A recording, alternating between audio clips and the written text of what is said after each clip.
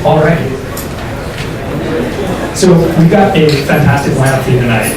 And before I let Stephen and Seda and Anton tell you their stories about customer development and how they got started with Lean Startup, I'm going to do a brief introduction to Lean Startup for those of you who are less familiar, or a refresher for those of you who are more familiar. I'll try to keep it very quick so you've got a lot of time to hear their stories and ask them questions. To start us off, I'm going to talk about why we care about this Lean Startup thing. And to illustrate sort of the core principles behind that, let's combine a couple of my favorite quotes. So the first one is from Eric Ries. And Eric says, "A startup is a human institution designed to deliver a new product or service under conditions of extreme uncertainty." There's a couple pieces of this quote that I want to draw your attention to in particular. The first is that it is a human institution. It is about the people. You can't do this alone, right? You need to have either a team or advisors or, at the very least, customers who are willing to interact with you. The second piece of the quote that I want to draw your attention to is that this is about delivering a new product or service. We are creating value for the customers, right? It's not about creating something that doesn't exist. It's about actually delivering that value to somebody so that they can benefit from it. And finally, extreme uncertainty, which is an acknowledgement that we don't have all the answers, right? And that is sometimes hard to admit, but it's very important to recognize that there are a lot of things that we don't know about starting companies. So the next quote that I want to bring into this is one of my favorites from Deming. "In God we trust, all others bring data." Yeah. So when we're working in conditions of extreme uncertainty, the way that we reduce that uncertainty is by collecting data. Instead of simply, taking a number out of thin air, we run experiments to collect information that tells us what the right course of action is, or at least, if it's not always the right course of action, at least it tells us what's going to be a safe bet and what's going to be a risky bet. And in the end, we're still going to have to make that bet, but the Lean Startup process can help us determine whether or not it's a good bet to make. When we're talking about risk in startups, there's three primary types of risk. There's market risk, tech risk, and ego risk. Market risk is, does anybody want this thing? Tech risk is, can we actually build this thing? And ego risk is, can I overcome the cognitive biases that are preventing me from doing my job right as a founder? It's also, can our founding team work together and manage our personal psychology, and that whole bundle of really sticky issues. The Lean Startup process is primarily about ameliorating market risk. So the truth of the matter is that with most startups, particularly tech startups or web startups, there's actually not a lot of tech risk. Right? There are not a lot of startups that are doing something that has never been done before.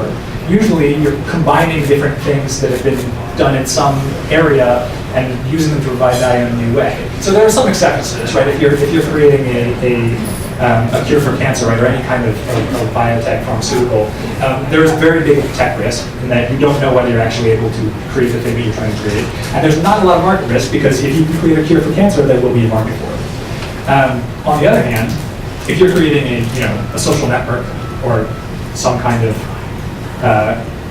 Web 2.0 kind of application, transaction-driven, database-driven software, there's typically not a lot of tech risk, right? It's not to say that it's necessarily easy to build, but you know that it can be built if you throw enough resources at it.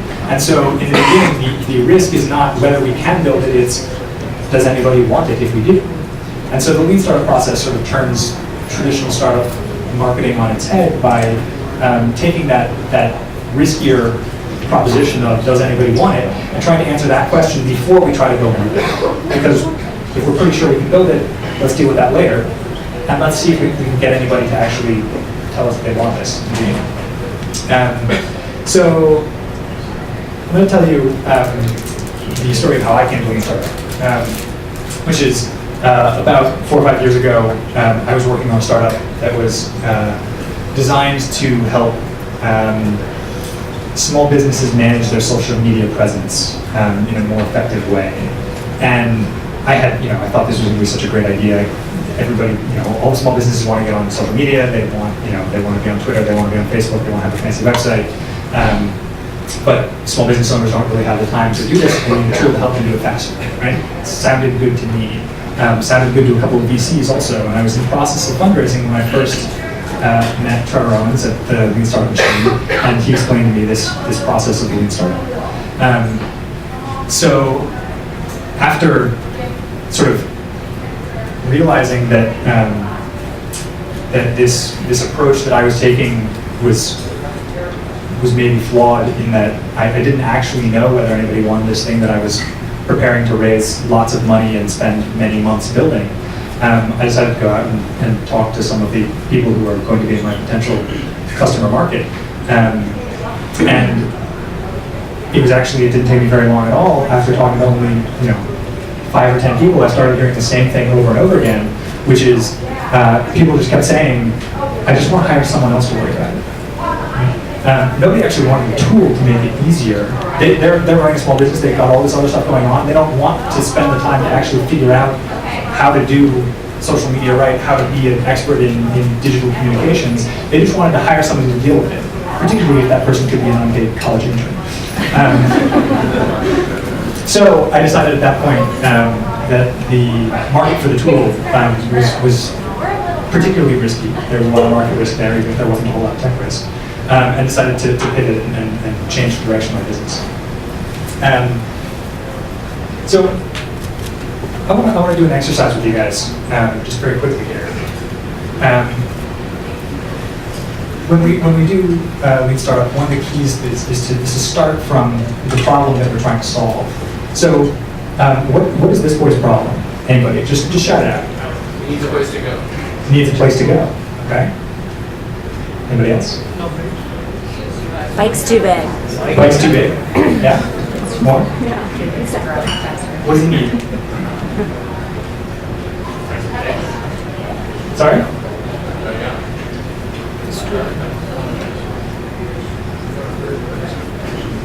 Somebody said he needs a smaller bike? Yeah? Someone else? Anybody? Bike riding lessons. He needs to be able to reach the pedals from the seat. Anything else? He needs a helmet. Cool. In the back, what was it? Rick? He needs a way to get around. Cool. Okay. So I apologize because I have just set you all up for failure by asking you to tell me what this boy's problem is without giving you the opportunity to ask him. If you actually sat down and talked with this boy, you would find out the reason that he uses this bike is so that he can ride to the 3 markets closest to his family's farm and find out what price crops are selling at so that he can come back and tell his family which market to take their crops to get the best rate. And so it turns out what he needs what he needs might not actually be a bike at all, but instead a cell phone. This is just an example of why it's important to sort of to test our assumptions by actually getting in front of the customer and talking to them. Before I go too much further, I just want to say Lean Startup is not unique in its approach to solving these problems. There are a number of other disciplines that are very similar. One that many of you may be familiar with tonight is design thinking, right? Thank you to the DTDC folks who are here. We're very happy to have you guys. And Lean Startup and design thinking are not unique in this approach either, right? There's different approaches to solving this same problem in the middle. This blue dot is the sort of ephemeral problem that we're trying to solve, and Lean Startup comes at it from sort of a startup traditional context. Design thinking comes from more of a design background. Ethnography is popular in a lot of academia. Evidence-based policy is sort of getting at this from a nonprofit perspective, and perhaps the oldest of all these is the scientific method. And there's a nice green empty dot up there for the ones that I have not mentioned, because I'm sure there's more that I am not as familiar with. So now that we've talked a little bit about why we want Lean Startup, why we care about it, let's talk a little bit about what is this Lean Startup thing really? At its core, Lean Startup is about efficiency. So the traditions of Lean that come from Lean manufacturing are all about producing high-quality physical goods with a minimum amount of waste. So fundamentally, it's about the value produced over the resources used. Now, in manufacturing, it's easy to look at that, right? We've got high-quality goods, no defects, no rework, and we're not using a whole lot of resources to do it. In startup space, the resources we use are a little bit different, right? And the value produced instead of actually being a physical good, the value produced for a startup is frequently learning. It's learning about the customer and understanding the market and what people actually, what problem they have, what it takes to solve it, and how to execute on that vision. Right? So the goal with Lean Startup is to get as much learning about the customer with the minimum amount of resources. Where resources is not just the money we spend, but also the time that we take out of our own lives to do this. Right? If I spend 6 months on something, I might not spend any money, but I've still spent 6 months that I could spend on something else. Right? That opportunity cost is a key thing to keep in mind. So the other thing about this is that when we're talking about efficiency, it's important to remember that we can actually be significantly more efficient sometimes by spending more resources, right? That value produced, if I can get 10 times the value produced for double the resources, that's a lot more efficient, right? And that's a key thing to remember, because often we get sort of misinterpreted as simply being cheap and bare bones. And fundamentally, what we're talking about is trying to get through the build, measure, learn loop, which we've probably all seen somewhere before. The build, measure, learn loop is a frequent graphic used in Lean Startup. And one of the things that I find particularly useful in doing this is we actually go backwards around the loop instead of going forwards and decide what is it that we need to learn. We have an idea, right? What do we need to learn about it to figure out whether that idea is right? What data do we need to collect in order to draw the conclusions? So what do we need to measure in order to collect that data? What do we have to build in order to have the thing to measure? And then let's actually go build it, right? So instead of starting at the building portion of it, let's start going backwards and then spin it forwards. Does anybody know what this is? Virus, bacteria. Good guesses. Anyone else? Close. This is pollen. These are grains of pollen suspended in a solution. Has anybody heard of Brownian motion? Robert Brown, biologist. Maybe one person in the back. A couple people. Oh, good. You got a few more. Cool. All right. So, Brownian motion. Robert Brown, in 1827, was looking through a microscope at the pollen grains in water and noticed that they were moving through the water, but he couldn't figure out what was causing them to move through the water. At the time, he thought he had sort of discovered the key element of life. Right? He thought that these pollen grains, although they were not necessarily alive, were exhibiting the properties of life by moving themselves through the water. It turns out, as we know now, that the pollen grains themselves were actually doing nothing. It was the sum of the random impacts of water molecules on the pollen grains that was causing them to appear to be moving. It was just that he couldn't see the water molecules, he could see the pollen grains, so he could see them bouncing around, random walks, right, Markov chains. So what does this have to do with startups at all? Right? It's kind of out there. Well, the lesson to draw from this is these pollen grains, any force that these pollen grains were exerting on their environment was minuscule compared to the forces that the environment was exerting on the pollen grains. So similarly, if you're a startup, the forces that your startup can exert on the market are minuscule compared to the forces that the market will release on you. So what does that mean, right?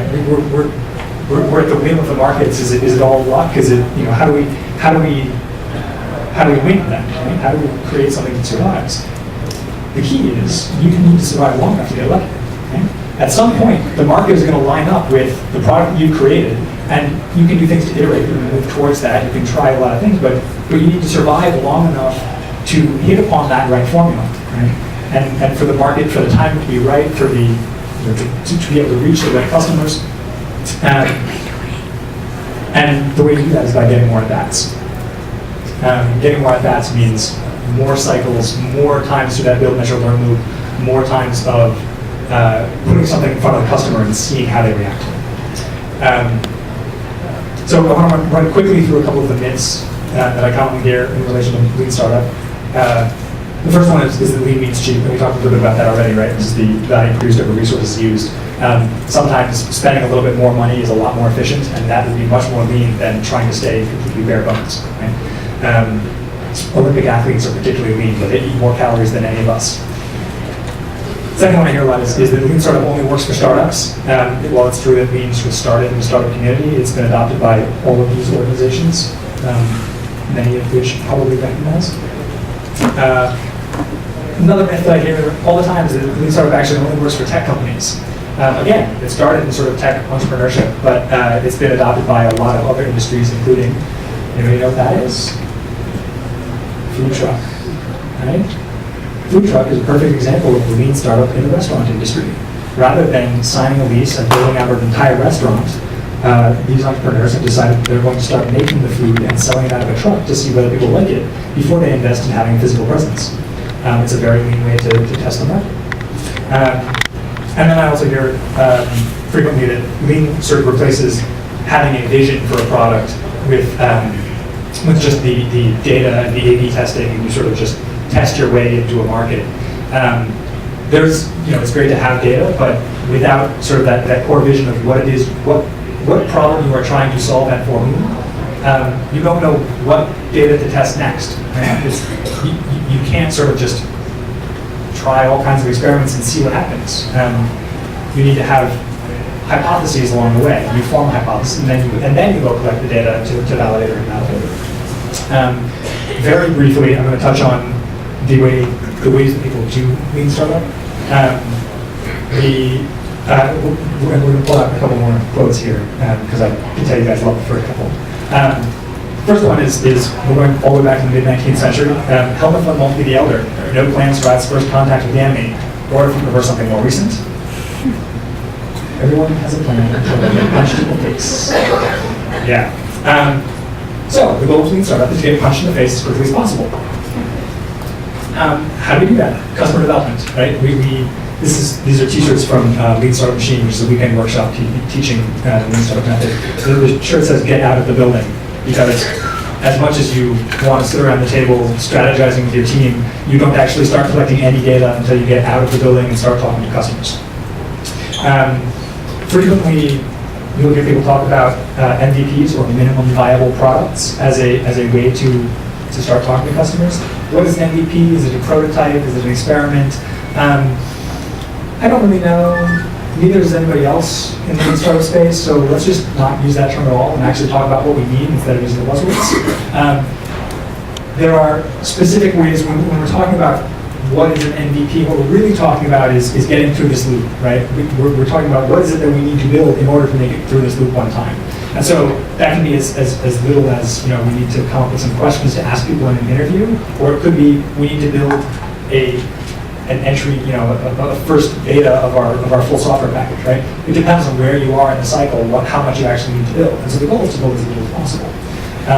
The three primary ways that people go through this loop are, the first of these three ways is problem exploration.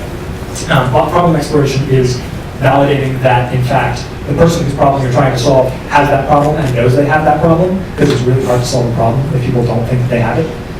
So the first step is figuring out whether people have a problem and know that they have it.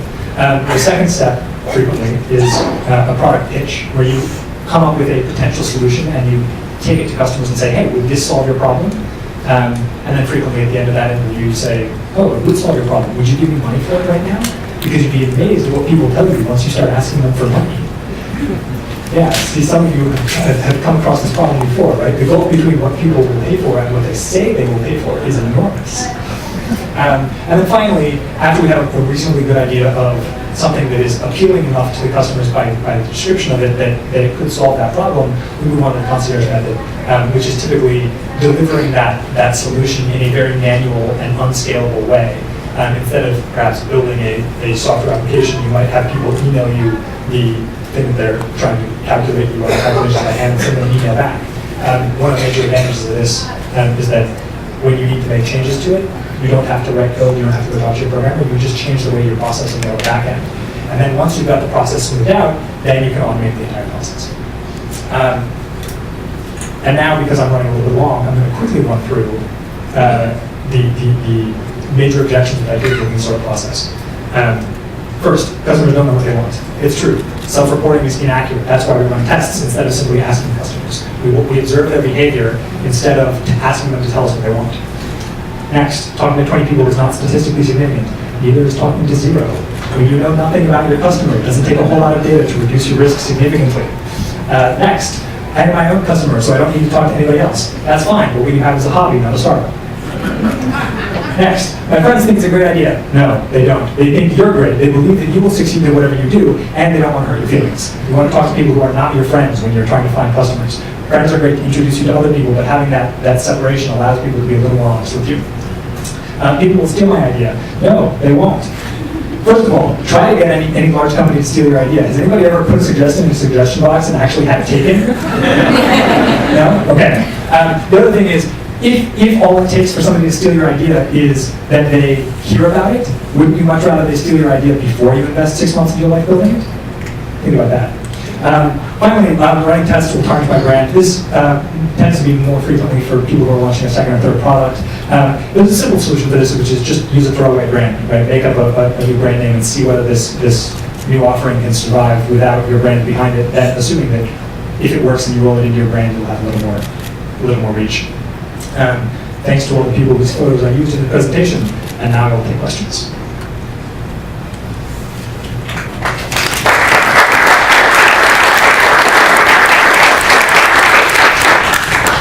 Yes. Any questions before we move on to the wonderful stories from our speakers tonight? Cool. One at back. Yeah. What's the relationship between lean and agile? What's the relationship between lean and agile? So primarily, the way that I think about it is lean deals with ameliorating market risk, and agile is dealing with tech risk. So you can think about it as lean is the discovery process, and agile is the delivery process. Just sort of broad strokes. Other questions? Yeah. Yeah, when testing an idea, maybe this will come up, this is my first thing starting. When testing an idea, is it better for the business owner herself or himself to do it, or to have somebody else do it? Almost always better to have the business owner do it. You remember the game Telephone from elementary school? Yeah, that's what happens if you have somebody else do your customer development for you. All right. Other questions? Good? Awesome.